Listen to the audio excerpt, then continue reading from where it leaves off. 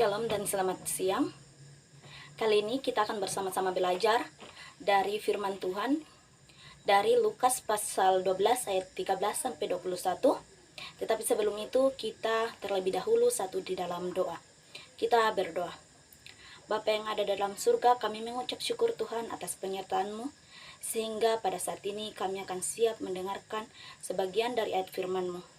Tetapi sebelum itu Tuhan, kami mohon Engkau urapi hamba-Mu ini agar dapat berkata-kata sesuai dan seturut dengan kehendak-Mu.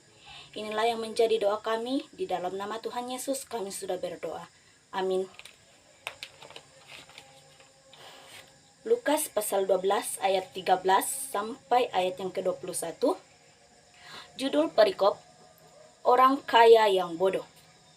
Firman Tuhan, seorang dari orang banyak itu berkata kepada Yesus, "Guru, katakanlah kepada saudaraku supaya ia berbagi warisan dengan aku."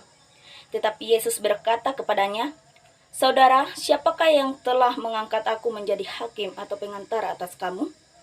Katanya lagi kepada mereka, "Berjaga-jagalah dan waspadalah terhadap segala ketamakan, sebab walaupun seorang berlimpah-limpah hartanya, hidupnya tidak tergantung daripada kekayaannya itu."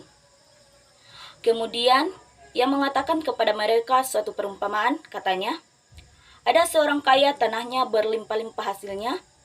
Ia bertanya dalam hatinya, apakah yang harus aku perbuat, sebab aku tidak mempunyai tempat di mana aku dapat menyimpan hasil tanahku." Lalu katanya, "Inilah yang akan aku perbuat. Aku akan merombak lumbung-lumbungku dan aku akan mendirikan yang lebih besar, dan aku akan menyimpan di dalamnya segala gandum dan barang-barangku. Sesudah itu, aku berkata kepada jiwaku, 'Jiwaku, ada padamu banyak barang, bertimbun untuk bertahun-tahun lamanya. Beristirahatlah, makanlah, minumlah, dan bersenang-senanglah.' Tetapi firman Allah kepadanya, 'Hai engkau orang bodoh, pada malam ini juga jiwamu akan diambil daripadamu, dan apa yang telah kau sediakan untuk siapakah itu nanti?' Demikianlah jadinya dengan orang yang mengumpulkan harta bagi dirinya sendiri, jikalau ia tidak kaya di hadapan Allah." Amin, firman Tuhan. Lukas pasal 12 ayat 13 sampai 21. Saya mencoba memberikan suatu tema, yaitu kekayaan dunia tidak menjamin keselamatan kita. Saudara-saudari yang kekasih, dalam pembacaan kita pada saat ini bercerita tentang seorang kaya yang bodoh. Perumpamaan tentang orang kaya yang bodoh ini menunjukkan bahwa arti kehidupan kita tidak tergantung pada kekayaan harta duniawi. Tetapi Yesus juga tidak mengatakan bahwa manusia harus menghindari kekayaan, kesenangan, ketenangan yang ada di dunia. Karena Allah sendiri telah berjanji untuk mengisi lumbung-lumbung seorang dengan penuh jikalau orang tersebut memuliakan Tuhan dengan hasil pertama dari semua hasil panennya.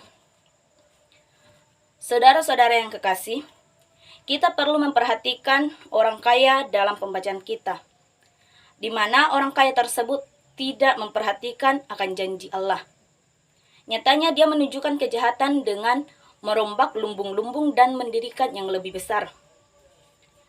Setelah ia panen yang luar biasa, orang ini ingin mengontrol situasi.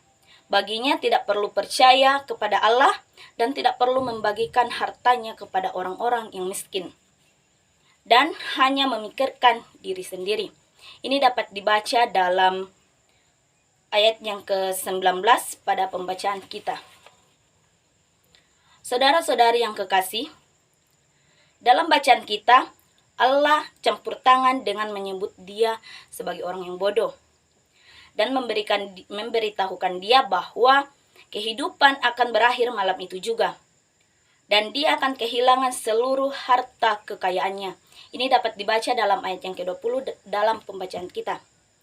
Ini membuktikan bahwa kekayaan dan hidup yang dimiliki oleh manusia adalah milik Allah yang bisa diambil kapan saja ketika manusia ini gagal dalam melakukan hal yang baik, dan seolah-olah dia adalah pemilik dari hartanya dan melampaui hukum Allah, sehingga dia dikutuk sebagai orang yang bodoh, di mana orang bodoh ini diartikan sebagai orang yang tidak beriman.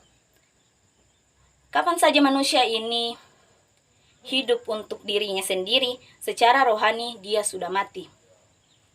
Dalam bacaan ini, Yesus mengakhiri perumpamaannya dengan mendorong manusia untuk menyimpan harta di surga dan menjadi kaya di hadapan Allah. Marilah kita kembali ke kehidupan kita dan merenungkan apakah kita sudah mengumpulkan harta yang ada di surga, ataukah kita hanya fokus pada harta duniawi saja. Semoga firman Tuhan yang telah kita dengarkan pada saat ini mengambil bagian dalam kehidupan kita dan dapat kita jadikan pedoman dalam hidup kita.